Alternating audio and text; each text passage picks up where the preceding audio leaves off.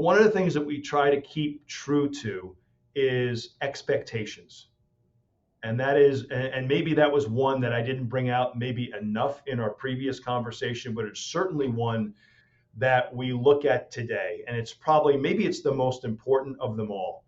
When you set the expectations right up front, you have such a greater propensity to succeed. Technology is transforming how we think, how we lead, and how we win. From Intervision, this is Status Go, the show helping IT leaders move beyond the status quo, master their craft, and propel their IT vision. Welcome to Status Go. This is your host, Jeff Tunn. Over a year ago, we started a series of interviews that focused on the CIO's first 30 days.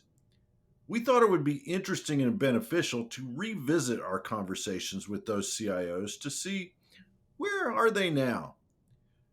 When we first talked to Warren, he was a little bit over a year into his job as CIO at Byrider, but we were only 30 days into the COVID pandemic at that time. Warren Lenard is the CIO for Byrider. And he's now been there for a couple of years. And a year ago, we asked him to look back on his first year. This year, we're having him look back on what's transpired since we talked in that series. So, Warren, welcome to the show. Jeff, thanks a lot. I appreciate you inviting me back. And just to qualify, I just crossed my third year anniversary. Third year. You know, right. I even looked that up before we started, and I still messed it up. You know, time does fly, and it seems like this whole pandemic has morphed our sense of time. What seems like was a month ago was really 6 months ago, a year ago. It's just gone on and on. It's kind of hard to comprehend that we're almost 2 years into this thing. I would agree. So looking back on our conversation from 2020, when this thing started, I think we were originally talking probably in the April timeframe of that year. What's transpired? Catch us up today. What's gone on in the last year plus there at Byrider? Well, I guess like any organization, we've had to adapt, and there are things that we had to adapt to that were directly related to what COVID brought to the table and how we needed to change in an organization. But there were also normal business operations and technology challenges that we had to continue to pursue as well. And some of those were influenced by COVID, not maybe caused by COVID, but totally influenced. And we've had to pivot. It's like anything else. Nothing ever goes according to plan, right? No. And I think that, like with any football team, when you go up to the line of scrimmage, if you don't have a couple of audibles in your back pocket, you're in deep, you know what. Yeah. So I think you've always got to be able to pivot. You've always got to be able to make sometimes some very difficult decisions. And what I'm happy to say from a perspective of Byrider is we're completing this year, and we will have our best year ever. And that's in spite of the challenges that COVID brought to us, and some of those are very significant for us, which I can get into in a little bit. But we are going to wrap up the year, best year ever. And with that said, though, we've had complications along the way and things we've had to deal with. Some of those, again, COVID related, some of those not. Yeah. Has the supply chain issue caused havoc in your business? I know in the new car business, there's been a lot of talk about that. How has that impacted you all at Byrider? Well, you just hit the nail on the head. Supply chain, I'd say all of my peers would, and our CEO would probably echo, if it's definitely one of, if not our biggest issue that we have. And the reason for that is because it has a trickle-down effect. So you're absolutely right. The new car dealerships are struggling with chip production, and therefore there's a lack of new cars. Anybody out there that's gone to a new car dealership, there's nothing there. Yeah. And a lot of those, because SUVs tend to sell more than cars these days, specifically in certain markets, you'll go there and that's what you'll see. And if you want an actual sedan, you've got to order it and you may wait 4, 5, 6 months for that car. The new car dealerships have had to compensate. So they've had to compensate their sales with used car sales. So you get some top feeding going on now. And now your traditional used car dealerships are getting their lunch ate by the new Yeah. car dealerships. And now they start to do some top feeding going down and they start dipping into our lunch. As we service a subprime market, there's a certain, inventory of vehicles that we buy, older vehicles, vehicles with more miles on them. And we're finding that there's a shortage of those because the folks up top here are kind of gobbling those up. Yeah. And it's been a real problem. Our inventory levels are probably at 50% of what they normally are. Wow. So you can only imagine having to, go out there and sell your cars and attract customers to dealerships where the lots are half full. And Yeah. it definitely is a much bigger challenge for us. In spite of it, we still are having the best year that Byrider's ever had. So we can only imagine if inventory had been full. Yeah. Yeah. Well, I think that's a testament to the grit that your organization has showed during this pandemic to be at 50% inventory levels, yet having the best year ever. I think that's great. How has that shown up in your IT team, Warren, that grit, that attitude? People have persevered. Now, on the same token, we've been met with other challenges and challenges around talent. We've had turnover, and we've had turnover for all sorts of reasons. People leaving for more money, people leaving for other opportunities, people who wanted to relocate, but yet they wanted a 100% remote job. And we've had to deal with all those things. And it's been tough because there's been a shortage on talent, which I'm sure all of my CIO brother and sisters out there can attest to. Coming and getting new talent has been a real challenge, especially for certain roles. So that's been something we've had to contend with. And that's part of the grit, of having some of that turnover and getting new people in and having to get those folks up to speed very quickly. And of course, while that's happening, you have people who are already here a lot of times having to wear multiple hats, including yours truly. I've had to dip down into doing things that I normally wouldn't be doing, but you have to keep the wheels turning on the train. Yeah. So it's a testament to the team, their determination, their commitment to keeping things going and turning out products that we deliver to our organization, as well as completing various different projects on time and within budget. So I couldn't be happier with the performance of the team in spite of all of those challenges that have hit us. Well, I know our audience, our listeners can't see you, but I have the benefit of having you on camera, and I know you're in the office. So talk to us about the office situation at Byrider and walk us through the steps that you all have taken. Yeah, so again, when COVID hit, it's interesting because people made some life-changing decisions very quickly. It was interesting to kind of see and watch, even though when COVID did hit and we realized that we had to retreat to our homes, most people, although I think, as you know, I've been coming to the office every day since the beginning. Mm-hmm. And, let's face it, in the beginning, it was probably one of the safest places to be because nobody was here. So. But my personal opinion was I just felt the need to be here. In case there were people that did come in, I wanted to be there and show my support and show leadership by the virtue of the fact that I was here. Mm-hmm. Now, it doesn't hurt that I'm 5 minutes down the road, and I'd like to believe I would have made the same decision if I was 30 minutes away. But, we'll never know, right? Because That's I'm right. 5 minutes down the road. Yeah. So yeah, people made some really quick decisions. Even though we had said, listen, this is more or less temporary. We're going to support work from home. Lots of folks made changes. People got rid of second cars. People got rid of daycare. Even though, when we went to remote, the company had to put together an agreement between the organization and the employees that said that kind of here are the rules of the road with regard to working from home or working remotely. That you need to have ample space to be able to do your job at home. Hmm. It should be quiet. It should be private because there could be confidential information being discussed when you're on meetings such as this. It is not a substitute for daycare, was one of the Hmm. lines that's in there. And yet, I know for a fact that people made some decisions that were probably, kind of ran against that, if you will, Hmm. and almost thinking like, this is it, this is great. And I think in many respects, people will gravitate to convenience. And I Yeah. don't mean to kind of throw people under the bus. I really don't. I just think that it's a normal knee jerk reaction for folks to kind of gravitate towards convenience over other things that might be more important.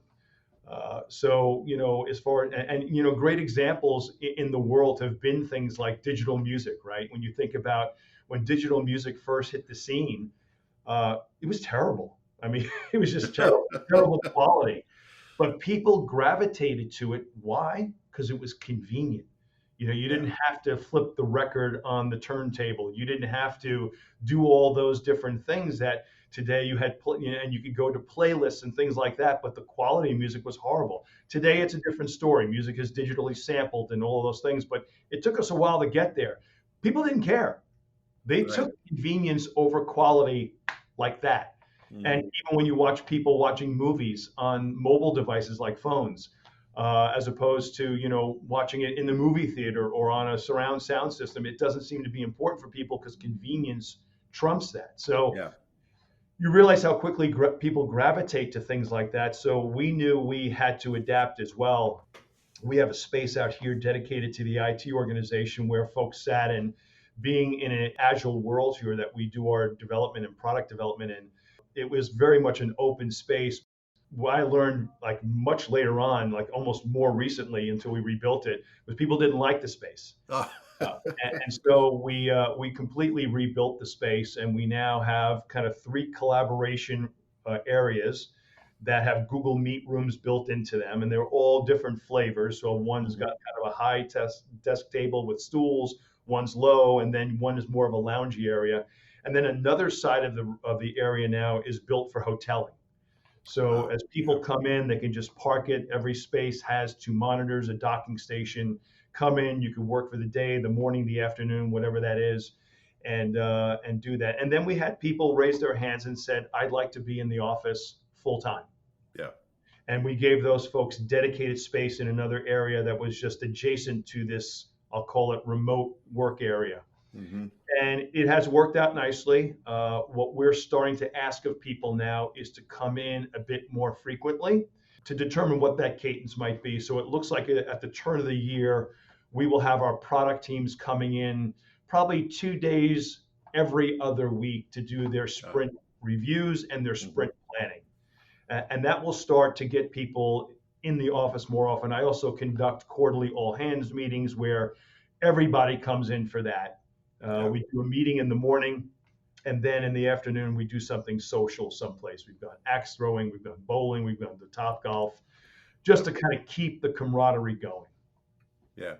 So when this pandemic first hit, I think you said like 97% of the headquarters staff went remote, right? So Correct. 97% out of about 400 people.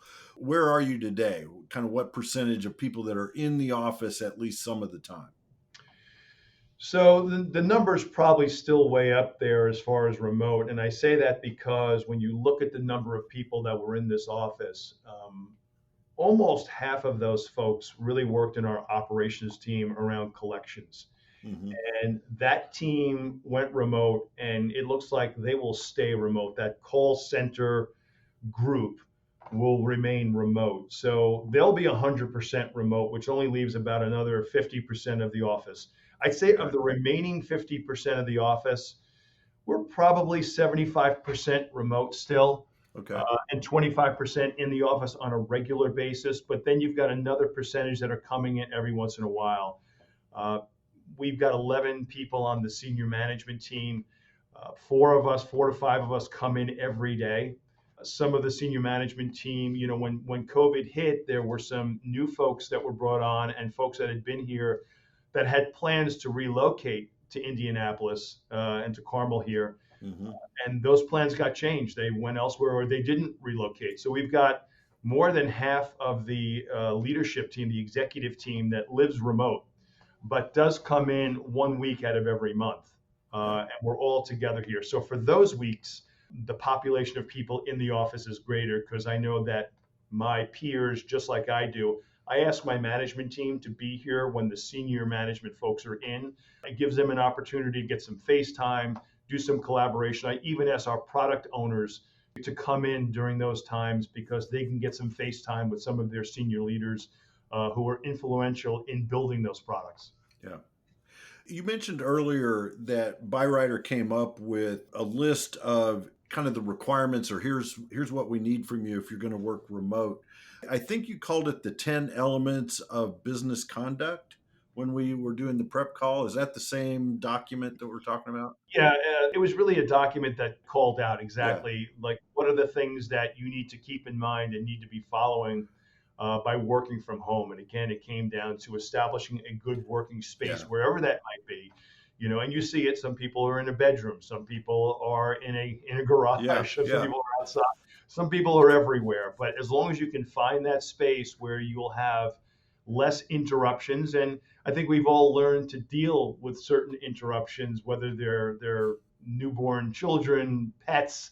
But at the end of the day, we do expect people to keep those at a minimum. Yeah. Yeah. And be able to have those confidential conversations when we're talking about that type of content where there aren't people within earshot of that. So, and I think that the folks that are here full time, some of them are here full time because number one, they want to be here. They feel they're more productive because they don't have that type of space at home. Yeah. Yeah. They said, I can't establish that kind of space at home, so I'm going to be here. How has that impacted your service desk or your support team with having much more remote work than prior to the pandemic? What's that done to their processes and the way they handle things? Well, at the service desk level, I don't think it's really changed a lot. Okay. And I say that because well before the pandemic hit, we had made a move at the service desk. We had three modes of contact, if you will, with the service desk. You were able to call, of course. Mm-hmm. You were able to email.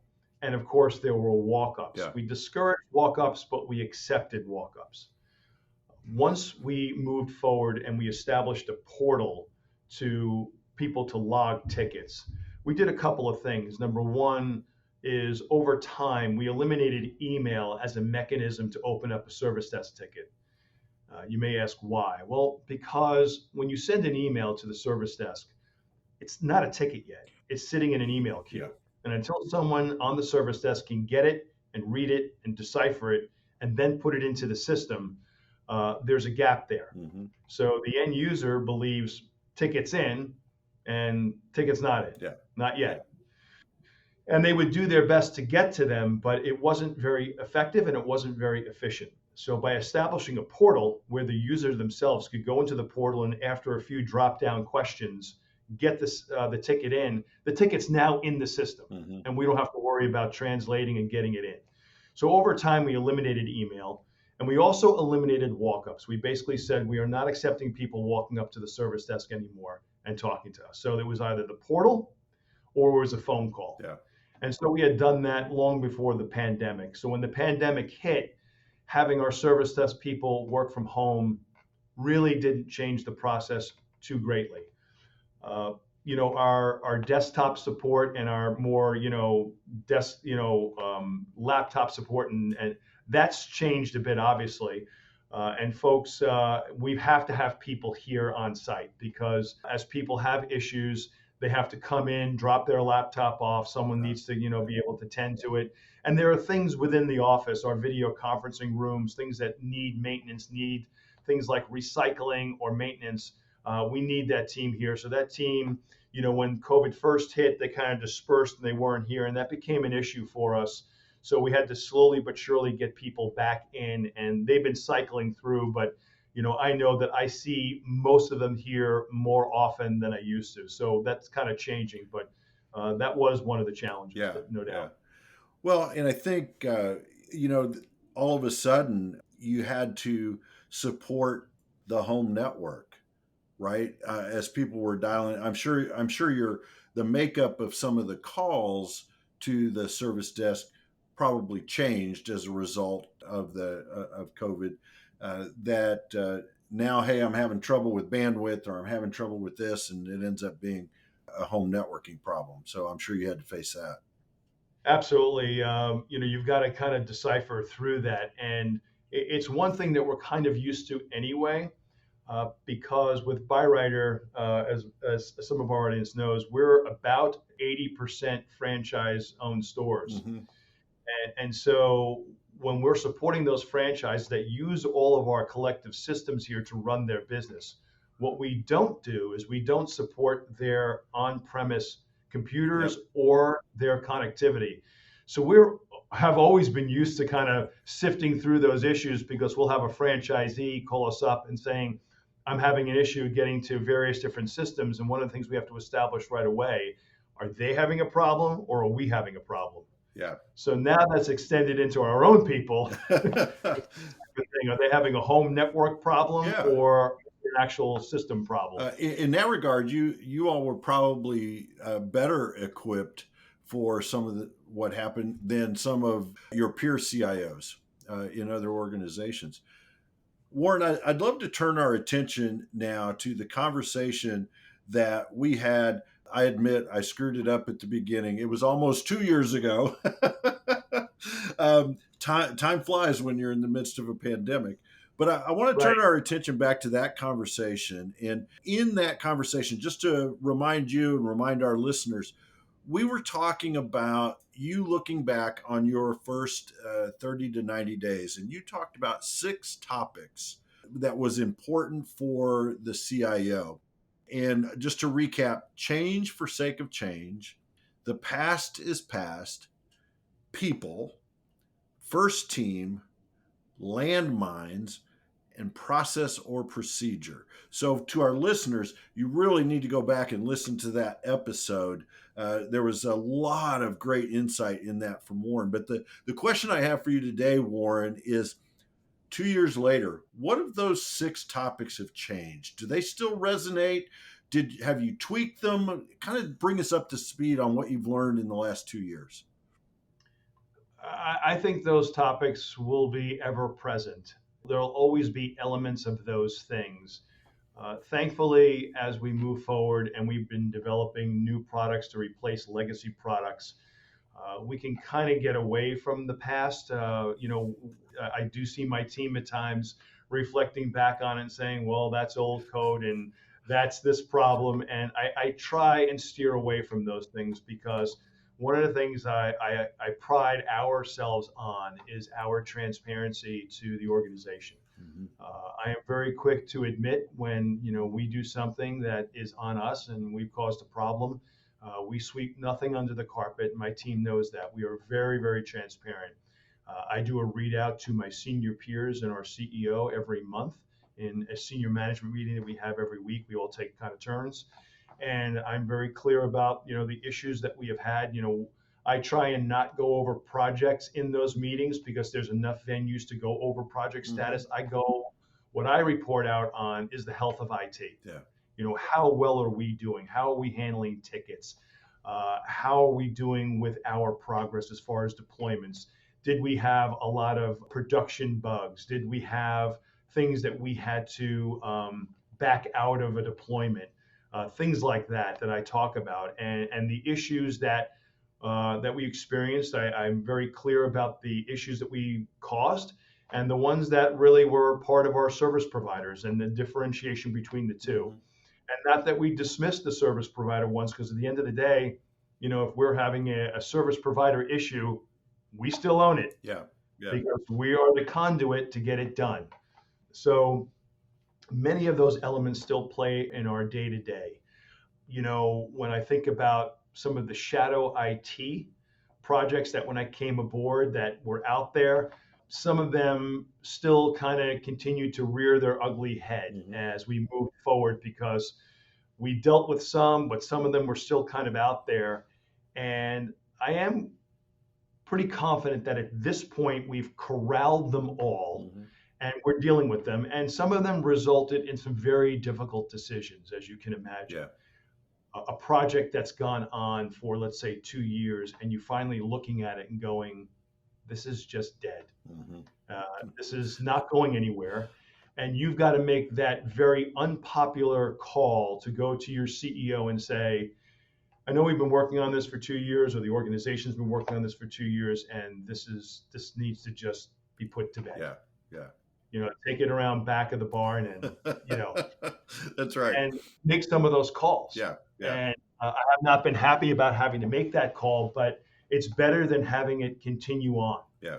And in other cases, there were some of those shadow IT projects we were able to rescue and salvage, Mm-hmm. and actually turn them into huge wins. And one of those for us was around reporting and analytics, where we took what was kind of a project around data warehousing that was moving along, but not moving along with the acceleration and velocity that people wanted, and was certainly not going to turn out a product that people wanted. And we did that. That was over last year, and last around August, September, we deployed our business intelligence tool Looker to the entire organization. And we've been slowly but surely transforming all legacy reports into dashboard type builds. And that's been a huge win for us across the entire organization, including the franchise community. And I think it's been things like that have helped us, the transparency, the corralling of projects, calling the ones that are dead, and just saying, listen, we just need to be done with this. All of that combined has helped us win the confidence of the organization, especially the franchise community, which can be a tough crowd at times. Oh, yeah. And, we're in a good place in that regard as far as our reputation within the organization. As well as anybody, we can always be doing more as far as anybody else is concerned. We can always be delivering more, and we try to. But one of the things that we try to keep true to is expectations. Mm-hmm. And that is, and maybe that was one that I didn't bring out maybe enough in our previous conversation, but it's certainly one that we look at today. And maybe it's the most important of them all. When you set the expectations right up front, you have such a greater propensity to succeed. Yeah. And you won't be in that situation of over-promising and under-delivering. You'll be right there. And you might have people leave that planning session. So we do something called quarterly planning, where we bring the business and IT into the same room. And we actually have a bucket of hours that represents our developer time, our DevOps time, product owner time. And we put that in there, and we go through the items that the business wants to see prioritized in the coming quarter. And we size that. We actually do some pre-sizing, and we go through and we do a pass, and we say, okay, you want to do this one as a priority. We put it up in the bucket decrements. We get to 0, the business is done. Yeah. And, in very typical fashion, as you can imagine, there's a lot of things under the line. Right. And they're not happy about that, but they leave the room with an expectation of what is going to get done. Mm-hmm. And we get that done. And sometimes we can even deliver a surprise here and there. Yeah. So I think that's one maybe we didn't talk about before. That's probably, number one on our list of what we make sure we're clear about, which is expectations. Yep. The other thing that I wanted to talk about from our prior conversations, you gave our listeners 2 very, very good call to action. The first one was develop your brand as you move into your new role. That was call to action 1. The other one was to be sure that you have empathy and sympathy to your people's needs. So, first question for you related to those. Looking back over the last 2 years, how has your brand, your personal brand, Warren, changed in the last 2 years, would you say? I think it more so than changed. I've just kind of confirmed the things coming in here that we were going to be about. And some of this might be a repeat, but it's really about the things we just spoke about. Transparency. It's about us being able to meet expectations and set those expectations so we can deliver what our business is looking for us to deliver. Again, around the transparency and being honest with the end user community and our business community as to what it is that they need, and that we are actually listening. Mm-hmm. And maybe that now kind of gets into the second piece that you just spoke about, which is, at the end of the day, we're a service, and I make sure that I get across to my organization that we should think of ourselves as a service organization. And I often use the analogy of think of us as a separate company that Byrider has hired. Mm-hmm. And think about if you were a partner in that organization and we're delivering a service, and our longevity, our renewal of our contract every year Mm-hmm. was based upon what we delivered and how we delivered it, and their satisfaction with our service. If you think in terms of those things, I guarantee you will perform differently every day. Yeah. Because the antithesis to that is coming in here and just assuming you're here and that the job will be here and that we will go on. And I think at that time, when you think in terms of that way, there's too much of a chance to underdeliver, to not perform well, and think in terms of the customer. So thinking in terms of our people and empathizing and sympathizing with the things that they need to get done. Mm-hmm.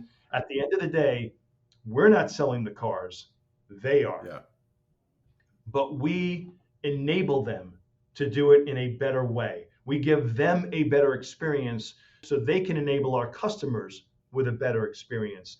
And if we consistently think that way and always go into the room with an open ear and not kind of rejecting that we know better, I think that was a major change that went on here culturally when I first got here. And it's one that we continue to foster going forward.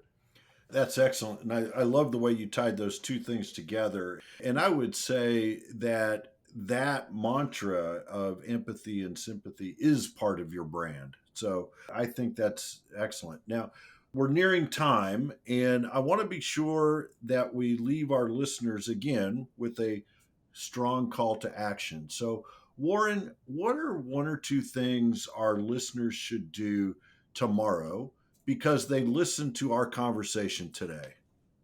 Listen, I can't speak for everybody else, but I have to believe that the things that we're doing here around how we interface with our end customers, how we are transparent, how we manage expectations, and how we're open-minded to everything, not only what our business needs, but also embracing the world that we're living in today.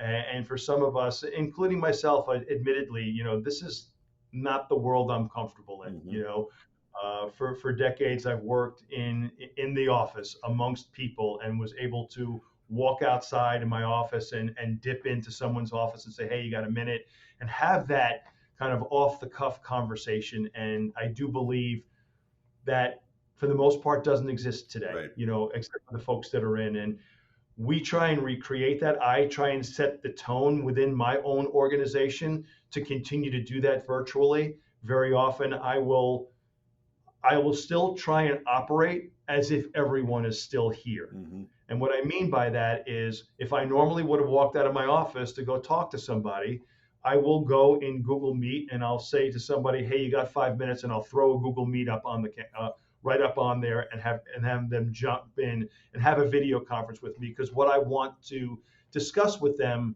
I want to talk about. I don't want to type. Yep.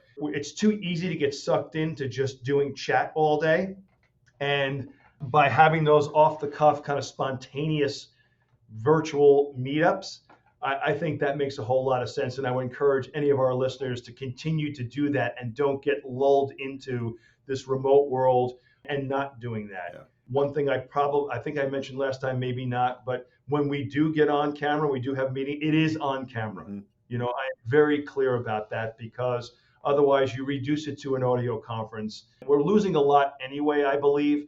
But at the end of the day, at least if we can see faces, we can see expressions, we definitely collaborate better with one another. So continue to do that and continue to navigate through this world, because it's got its ebbs and flows. And I think, as we've seen recently, where we thought things were going one way and then boom, it goes back the other way. And I think we're never going to know. I think 2022, in my opinion, will be the pivotal year. as to seeing where this all goes and whether or not we kind of get back to some degree of normalcy or where we are right now is going to be the normal. Yeah. Yeah, I think you're right about that. And that is great advice for our listeners, Warren. And, as usual, when you and I sit down to talk shop, time just flies by. So we're at time. And I want to thank you for taking time out of your day. I know the comings and goings of a CIO, your time is pretty valuable. And I appreciate you taking the time to sit down and talk with us again this year, and maybe we'll do it again next year. Who knows? Or 2 years, whatever that time frame is. But thank you, Warren. I appreciate it. Well, thank you, Jeff. I appreciate you inviting me back. We've been, you and I have been kind of partners for a while now, so I appreciate that partnership and seeing you. So I look forward to collaborating more in the coming year. Absolutely. Absolutely. To our listeners, if you want to learn more, visit intervision.com. The show notes will provide links and contact information. And I think we'll provide a link to that previous episode that we talked about just to make it easy for you. You can jump right to it. For Warren Lenard, this is Jeff Tunn. Thank you very much for listening. You've been listening to the Status Go podcast. You can subscribe on iTunes or get more information at intervision.com. If you'd like to contribute to the conversation, find Intervision on Facebook, LinkedIn, or Twitter. Thank you for listening. Until next time.